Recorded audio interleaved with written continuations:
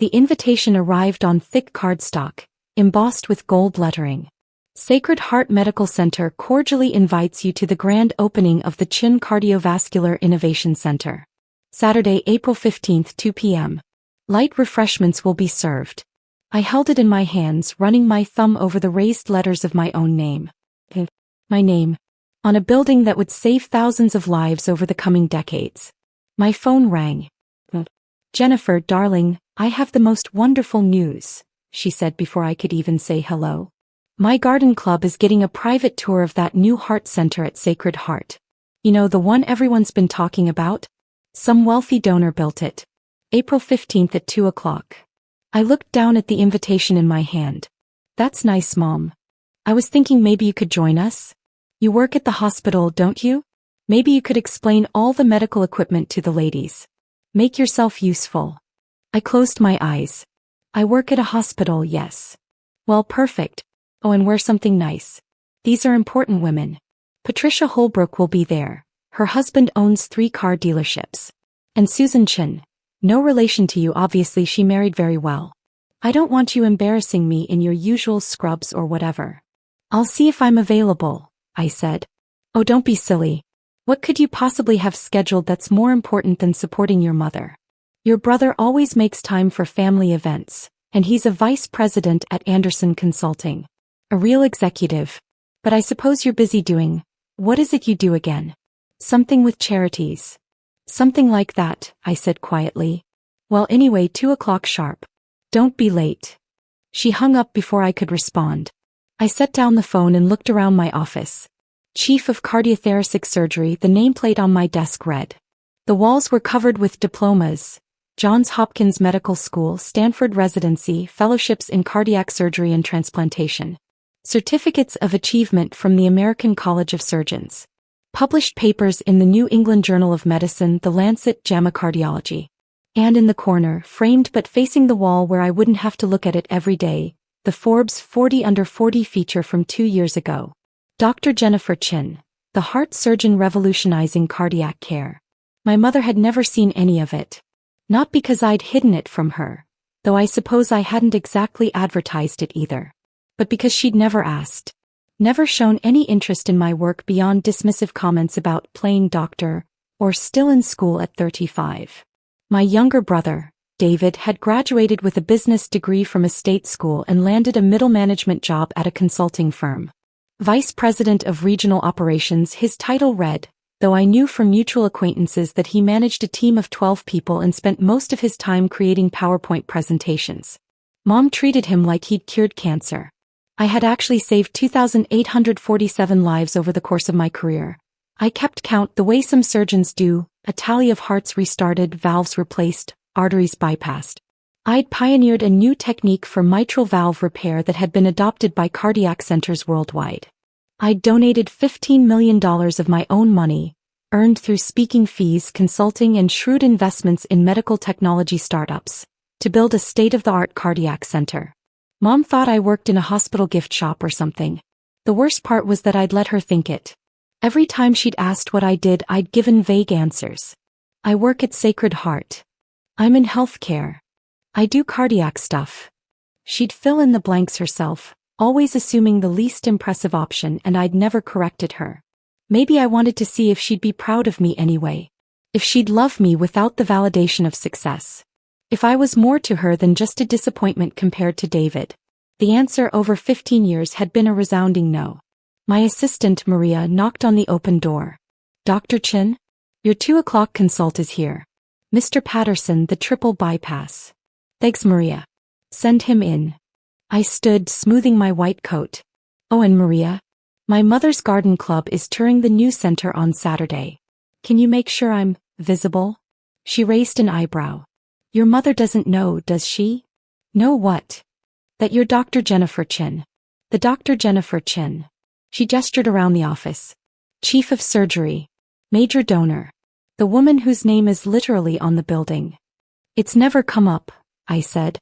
"How has it never come up?" "She's never asked the right questions." Maria shook her head, smiling slightly. "This should be interesting. Want me to alert Dr. Morrison? He loves dramatic revelations." Dr. Richard Morrison was the hospital's director, a silver-haired administrator who'd been thrilled when I'd agreed to donate enough money to build a world-class cardiac center. He'd wanted to name it after me and I'd agreed, thinking it might finally make my parents take notice. They'd never mentioned it. Not once. Yes, I said. Alert Richard. Tell him I want to be there for the tour. In my full capacity. Oh, this is going to be good, Maria said, grinning. I'll make popcorn. Saturday arrived bright and clear. I dressed carefully that morning, not in scrubs as Mom had feared, but in a tailored navy suit with a white blouse. Professional. Powerful. I wore my hospital ID badge on a lanyard, the words Chief of Cardiothoracic Surgery clearly visible. I'd scheduled a surgery that morning, a complex aortic valve replacement on a 62-year-old grandmother. 4 hours in the OR, every minute requiring absolute focus and precision. By 1:30 I was closing, confident that Mrs. Rodriguez would be dancing at her granddaughter's quinceanera in 6 months. Beautiful work, Dr. Chin, my surgical resident said as we finished. Thank you, Dr. Patel. Make sure her family knows she'll be in recovery for about 2 hours, then ICU overnight. I'll check on her before I leave this evening. I scrubbed out, changed into my suit and headed downstairs to the new Cardiovascular Innovation Center. The building was magnificent, 3 stories of glass and steel, filled with the latest technology money could buy. Hybrid operating rooms that combined traditional surgery with advanced imaging. A cardiac catheterization lab with real-time 3D mapping. Recovery suites that looked more like luxury hotel rooms than hospital spaces. All of it funded by my donation. All of it bearing my name. Richard Morrison was waiting in the lobby, along with several other administrators and department heads. Jennifer. Ready for the show. As ready as I'll ever be, I said. Where are they? Started on the 3rd floor. Your mother's group has been here for about 30 minutes, touring the patient suites. They'll work their way down to the main lobby, where we'll do the formal presentation. Has she said anything? Your mother. Richard's eyes twinkled. Oh yes. Quite a lot actually. One of my development officers overheard her explaining to the group that her daughter works, somewhere in the hospital, doing something medical, but that her son is the real success story, a VP at some consulting firm. I winced. She said that in front of the staff? In front of everyone. Patricia, our head of development, nearly choked on her coffee. She had to excuse herself. I should have told her years ago, I said quietly. Why didn't you? I wanted to see if she'd be proud of me without the credentials. Without the titles. If she'd value me just for being her daughter. Richard's expression softened. And now I know. Voices echoed from the 2nd floor atrium. The garden club was descending the main staircase, a group of well-dressed women in their 60s, oohing and awing over the architecture. My mother was in the center, wearing a cream-colored suit and pearls, holding court like a queen. I recognized a few faces from childhood. Mrs. Holbrook, who'd always been kind to me. Mrs. Chin, no relation, who'd married a tech executive and never let anyone forget it. Susan Martinez, who'd gone to high school with my mother and somehow still tolerated her. The cardiac suites are just magnificent, Mom was saying. Of course, I don't understand all the medical equipment, but I'm sure it's very advanced. My daughter works here, you know. She could probably explain it all, but she's terribly busy. Always working. No time for a personal life, unfortunately. What does she do here? Mrs. Holbrook asked. Mom waved her hand vaguely. Oh, something with hearts. Charity work, I think. She's always been very giving, very compassionate. Not ambitious like her brother, but sweet. David, that's my son, he's a vice president at Anderson Consulting. Very important position. He's actually considering several executive opportunities at Fortune 500 companies. I felt Richard tense beside me. Shall I? He whispered. Not yet, I said. Let her finish. The group reached the main floor and turned down the central corridor. The walls were lined with donor recognition plaques. Smaller contributions of $10,000, $25,000, $50,000. The women stopped to read names, commenting on mutual acquaintances. Then they reached the end of the corridor. The wall opened up into a grand atrium, sunlight streaming through floor-to-ceiling windows. And there, carved into the marble wall in letters 2 feet high, Chin Cardiovascular Innovation Center. Below it, a bronze plaque, dedicated with gratitude to Dr. Jennifer Chin, whose vision, expertise, and generosity made this facility possible. Her donation of $15 million and leadership as Chief of Cardiothoracic Surgery ensure Sacred Heart remains at the forefront of cardiac care. The women stopped. Read the plaque again. Mrs. Chin, no relation, spoke first. Diane, is this your daughter? My mother laughed. Actually laughed. Jennifer? Oh, of course not. She doesn't have that kind of money. This must be another Dr. Chin. Common name. But it says Jennifer, Mrs. Holbrook said quietly, pointing. Coincidence, Mom said firmly. My Jennifer is sweet, but she's not. I mean, $15 million? She drives a 10-year-old Toyota. She rents an apartment. If she had that kind of money, she'd have mentioned it.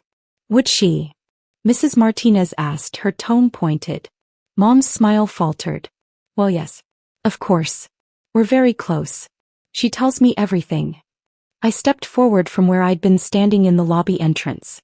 My footsteps echoed on the marble floor. Hello, Mom. She turned.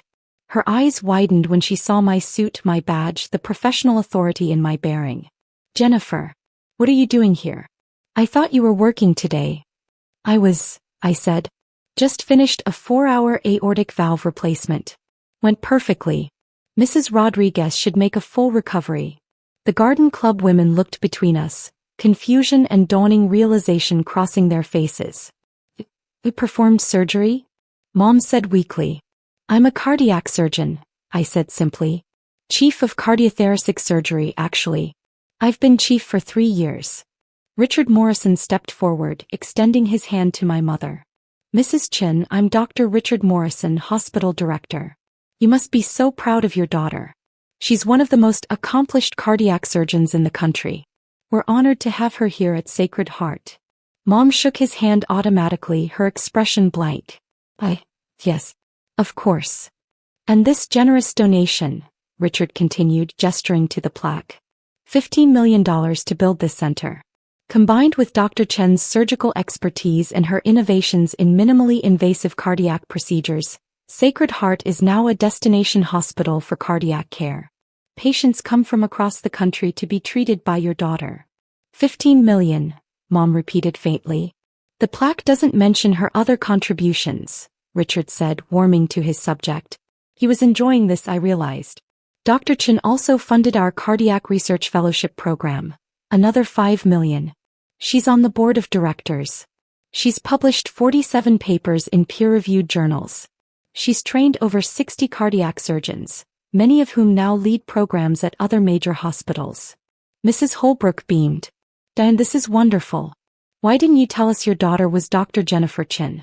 I read about her in the newspaper. She saved Congressman Morrison's life last year, the emergency triple bypass.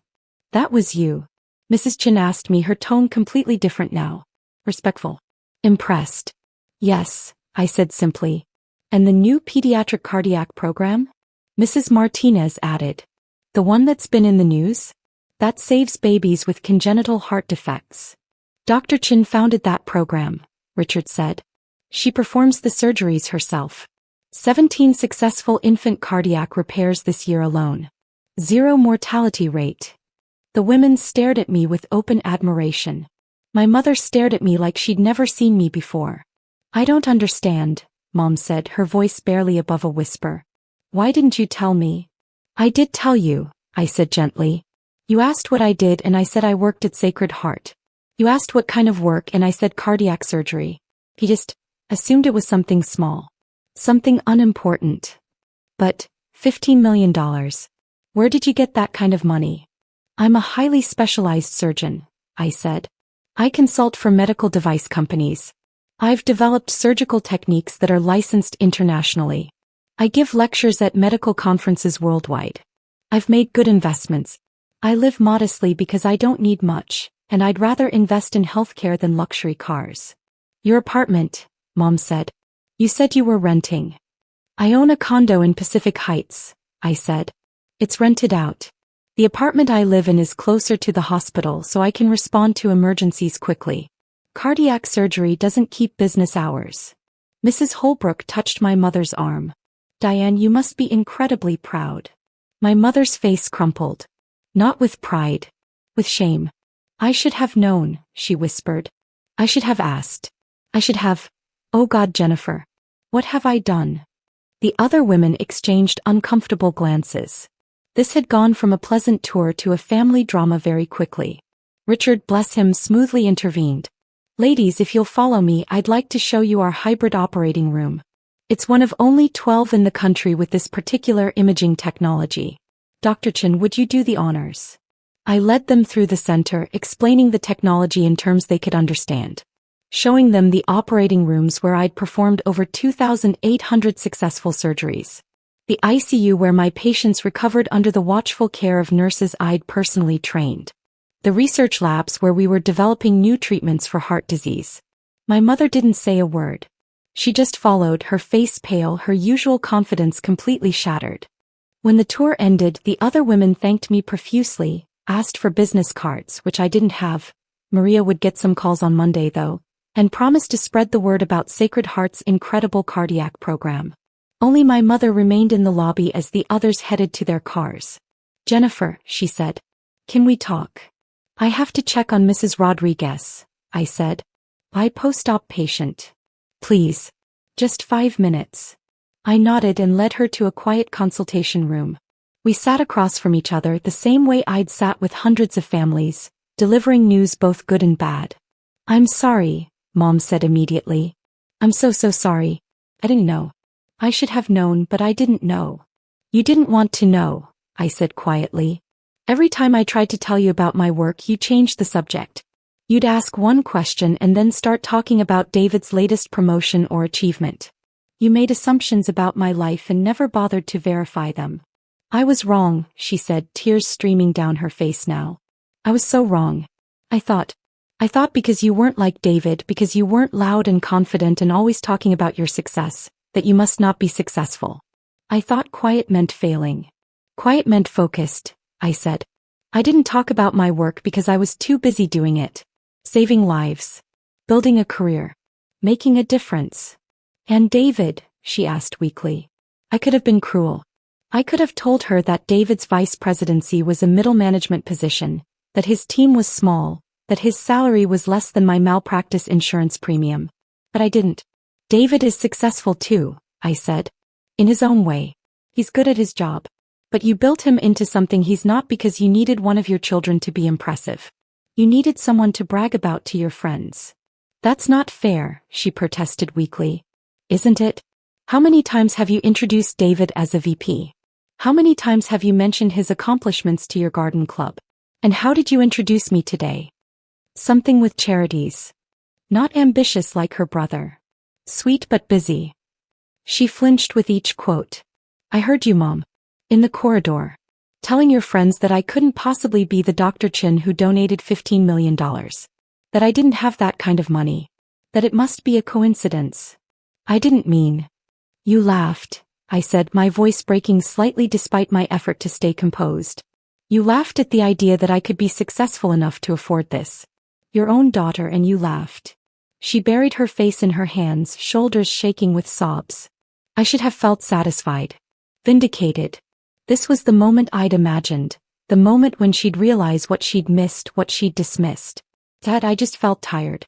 I wanted you to be proud of me, I said quietly. Not for the money or the titles or the recognition. Just proud of me, Jennifer. Your daughter. The person I am, not what I've accomplished. I am proud, she said through her tears. I'm so proud. You save lives. You built this incredible center. You're brilliant and accomplished and amazing. But you weren't proud yesterday, I said. Yesterday I was an embarrassment. Someone you apologized for to your friends. The disappointing daughter who hadn't made anything of herself. That's not true. Mom. It is true. And we both know it. He looked up at me, mascara running, pearls askew. How do I fix this? I don't know if you can, I said honestly. This isn't something you can fix with an apology or a grand gesture. This is 15 years of dismissal. Of assumptions. Of choosing David's small victories over my silent ones. Please, she whispered. Tell me what to do. I stood. Start by asking questions. Real questions. Not about my income or my titles, but about my work. About what I care about. About who I am. And then actually listen to the answers. Will you come to dinner? She asked. Next week? You and David both? I need to do better. I'll think about it, I said. Right now, I have a patient to check on. I left her there and went to the ICU. Mrs. Rodriguez was awake, groggy but stable. Her daughter sat beside the bed, holding her hand. Dr. Chin, the daughter said, standing. Thank you. Thank you so much. The nurse said the surgery went perfectly. It did, I assured her. Your mother's heart is strong. She'll be home in a few days. We were so scared, the daughter said. But everyone here, they all said you were the best. That if anyone could save her, it was you. I smiled. She saved herself by coming in when she did. I just helped her heart along. As I left the ICU, Maria caught up with me. How did it go with your mom? About as well as could be expected, I said. Is there anything urgent? 3 consults for Monday. 2 potential surgical candidates. And someone from Forbes called. They want to do a follow-up feature on the new cardiac center. Have them call Richard, I said. He loves that stuff. Will do. And Dr. Chin?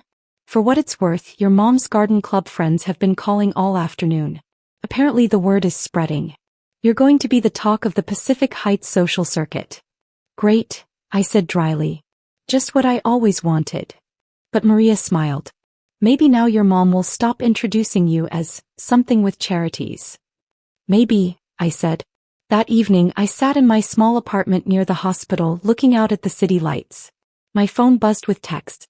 David, Mom called me crying. What happened? Me, she found out what I actually do for a living. David, which is?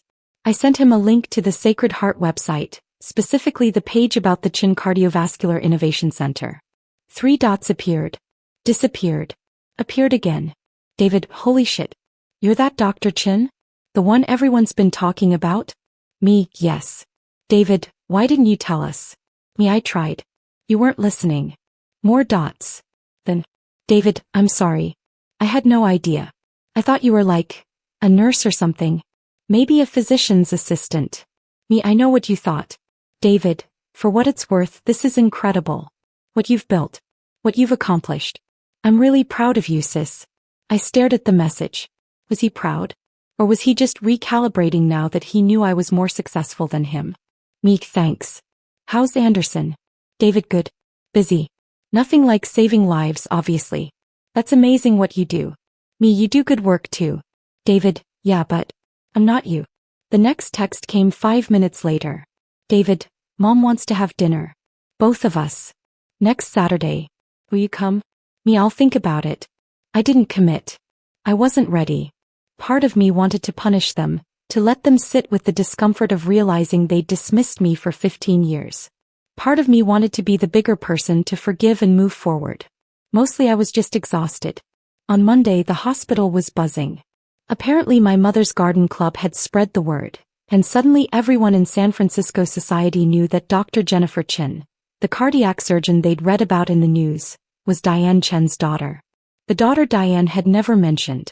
The daughter she'd dismissed as working somewhere in healthcare. My phone rang throughout the day. Old family friends calling to congratulate me. Distant relatives who suddenly remembered I existed. People Mom knew from church, from her book club, from tennis. I let most of them go to voicemail. Wednesday evening Mom showed up at the hospital. Maria buzzed me from the lobby. Dr. Chin? Your mother is here. She doesn't have an appointment, but she says it's important. I closed my eyes. Send her up to my office. She arrived 5 minutes later carrying a small box. She looked older somehow, more fragile than she'd seemed on Saturday. Thank you for seeing me, she said quietly. I have 15 minutes before my next consult, I said. What can I do for you, Mom? She set the box on my desk. I've been going through old photos. Old memories. I found these and thought you should have them. I opened the box. Inside were pictures of me from childhood and adolescence. Me in my high school graduation gown holding my valedictorian medal. Me on my first day of college. Me in my white coat at medical school orientation. And beneath the photos a folder. I opened it and found every report card I'd ever received. Every achievement award. Every certificate of excellence. I kept all of it, Mom said. Every report card that said, exceptional student. Every teacher who said you were gifted. Every award you won. I kept it all. But you never mentioned it, I said quietly. No, she admitted. I didn't. And I've been trying to understand why. Why I dismissed you. Why I built David up and pushed you down. Why I made you feel like you had to hide who you were. And she sat down heavily. I think I was scared of you. From the time you were small, you were so focused. So driven. You knew exactly what you wanted and you went after it with this quiet intensity that terrified me. David was easy, he wanted approval so I gave it to him. He wanted attention so I lavished it on him. He needed me. And I didn't? I asked. You didn't seem to. You were always so independent. So self-sufficient. I thought you didn't need me so I focused on David instead. And over the years it became this pattern. This narrative. David was my success story. You were, I don't even know. The mysterious one. The quiet one. The disappointing one, I said. She flinched. Yes. And I'm so sorry. Because you're not disappointing. You're extraordinary. You're everything a mother could hope for and I was too blind to see it. Why now? I asked. Why are you telling me this now? Because I realized something on Saturday, she said. When I was standing in that lobby reading your name on that wall. I realized that I don't know you. My own daughter, and I don't know what makes you happy or what you dream about or what you're afraid of. I know the surface. You're a surgeon, you save lives, you're brilliant. But I don't know you. No, I agreed quietly. You don't. I'd like to, she said. If you'll let me. I know I don't deserve it. I know I've had 35 years to ask and I didn't. But I'm asking now. Will you let me know you? I looked at this woman who'd given birth to me, raised me, and somehow missed everything that mattered. This woman who'd built me up as a child and torn me down as an adult. This woman who was my mother for better or worse. It's going to take time, I said finally. A lot of time. And I can't promise I'll forgive everything. Some things hurt too much for easy forgiveness. I understand, she said. I'll wait. However long it takes. Saturday dinner, I said. I'll come. But Mom, if this is just about showing me off to your friends now that you know I'm successful. It's not, she interrupted. I promise. It's about trying to be the mother you deserved all along. I can't undo the past, but maybe I can do better going forward. She left and I sat in my office looking at the old photos. There I was at 8, beaming in my science fair ribbon. At 12, holding my first biology textbook. At 16, serious and focused at a chemistry lab bench. That girl had known exactly who she wanted to be. And she'd become that person, despite a family that hadn't seen her, hadn't valued her, hadn't understood her quiet determination. Saturday came.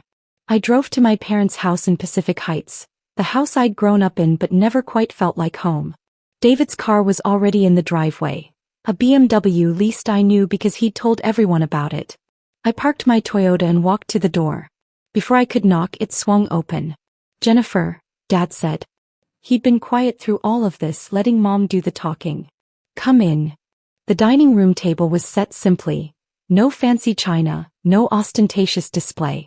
Just plates and glasses and a roast chicken. David stood when I entered. Hey sis. David. We sat. Mom brought out the food. For a long moment no one spoke. Then Dad cleared his throat. Your mother has told me everything. About Saturday. About how we've treated you over the years. Jennifer, I owe you an apology too. I've been so focused on David's achievements that I never stopped to learn about yours. You're a vice president, I said to David, my tone neutral. At Anderson Consulting. That's an accomplishment. You should be proud. I manage a team of 12 people, David said quietly. I make presentations and manage budgets and coordinate projects. It's good work. Important work. But it's not saving lives. It's not changing medicine. It's not what you do. Different work, I said. Not lesser work. But you've been letting us think we're more impressive than we are, Mom said softly. You've been protecting David's feelings. And mine. And your father's. By staying quiet about your own success. I wanted you to value me without it, I said simply. I wanted to be enough just as Jennifer. Not as Dr. Chin or chief of surgery or the woman who donated $15 million. Just me. You've always been enough, Dad said, his voice rough with emotion. We were just too stupid to see it. So tell us, Mom said. Tell us about your work. Not the impressive parts, though we want to hear those too. But tell us about what you love. What makes you passionate? What gets you up in the morning? I looked around the table. At my parents, humble for perhaps the first time in their lives. At David, genuinely interested rather than competitive. I love the moment when a heart starts beating again, I said slowly. After surgery, after we've repaired the damage, there's this moment when we restart the heart. And it beats. Strong and steady. And you know that person is going to wake up, going to live, going to go home to their family. That's what gets me up in the morning. Tell us about Mrs. Rodriguez, Mom said. The patient from Saturday. So I did. I told them about the grandmother with severe aortic stenosis, about the delicate surgery, about the relief on her daughter's face. I told them about the pediatric cardiac program, about tiny babies born with holes in their hearts who I got to send home healthy. I told them about my research into minimally invasive procedures that would make recovery easier for patients. I talked for an hour. They listened. Really listened, asking questions that showed they were engaged, interested, trying to understand. When I finally wound down, Mom said, I Googled you. After Saturday. I found your publications. Your presentations. The awards. There's so much I didn't know. You could have asked any time, I said. I know. And I should have. Jennifer, I spent 15 years building a narrative in my head about who you were. And that narrative was wrong. Completely wrong. And I'm sorry. I'm sorry too, David said. For being smug about my job. For acting superior. For not seeing how amazing you are. You're not going to suddenly become a different family, I said. This doesn't fix everything overnight. We know, Dad said. But we'd like to try. To do better.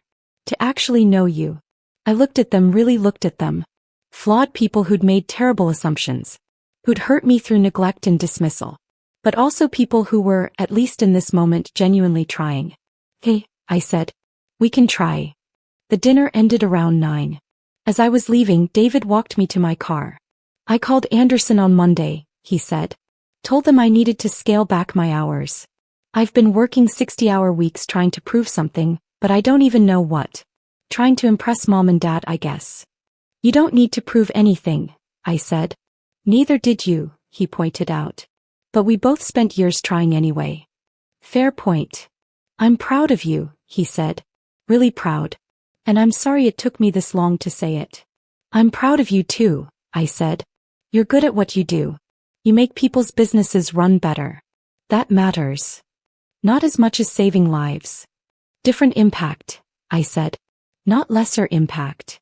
He hugged me then, quick and awkward. Thanks for giving us another chance.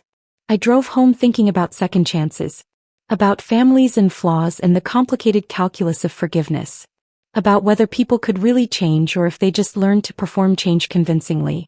Time would tell. On Monday, Maria handed me a stack of messages.